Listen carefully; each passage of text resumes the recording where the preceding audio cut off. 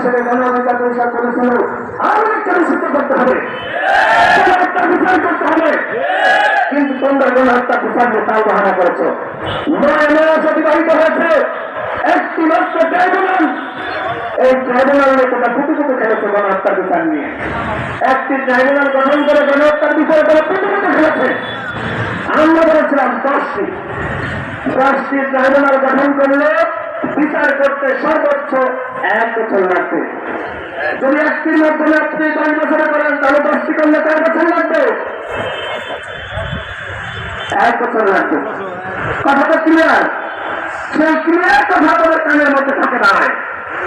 এই কারণে আজকে যখন ওই নারায়ণগঞ্জের জমিদার আইনকে গ্রেফতার করতে যান, হাজারো মানুষ হাজারো আওয়ামী লীগের কর্মীরা জড়ো হয়ে যায়, সাহস হয়ে যায়, কোন গ্রেফতার হয়নি।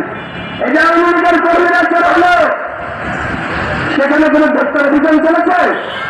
আমার তো মনে হয় যমুনায় গতকাল রাতে এনজিপি দেখলাম লেখালেখি হয়েছে, যে পরিমাণ লোক করা হয়েছে তার থেকে বেশি আইনকে রক্ষার জন্য বেশি লোক করা হয়েছে, ফেসবুকে লেখালেখি চলছে। এই সাহস কিভাবে আওয়ামী লীগ হলো? কোন উত্তর করে? এই সাহস দিয়েছে অন্তর্বর্তীকালীন সরকার। হ্যাঁ, যমুনার সামনে আমাদের সহযোগ তারা আন্দোলন শুরু করেছে। এনসিপির নেতারা তারা তাদের ফেসবুকে পোস্ট করেছে যে এনসিপির নেতৃত্বে আন্দোলন শুরু হয়েছে। দেখেন, গণঅভ্যুত্থানের পরে ক্রেডিট নিয়ে কান্নাকান্নি শুরু হয়েছিল।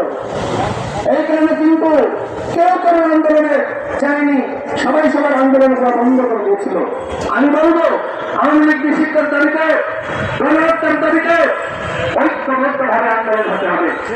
কিন্তু ক্রেডিট নিয়ে কান্নাকান্নি শুরু করলে কেউ কিছু যাবে না। দেখেন নাই, এই যে গুলিস্তানে সমাবেশ হয়েছে, সাংবাদিকরা প্রশ্ন করেছে, কেন এসেছেন? আমাদের দাবি খালেদা জিয়া।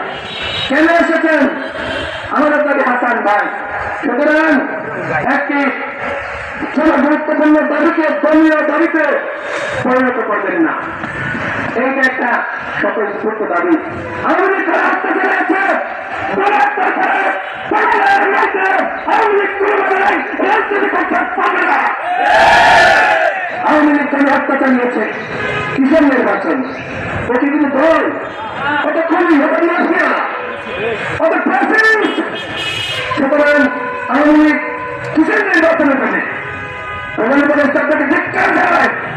আপনি বলেছেন আগামী নির্বাচনে আওয়ামী লীগ যাবে কি যাবে না, অংশ নিবে কি নিবে না, সেই সিদ্ধান্ত নাকি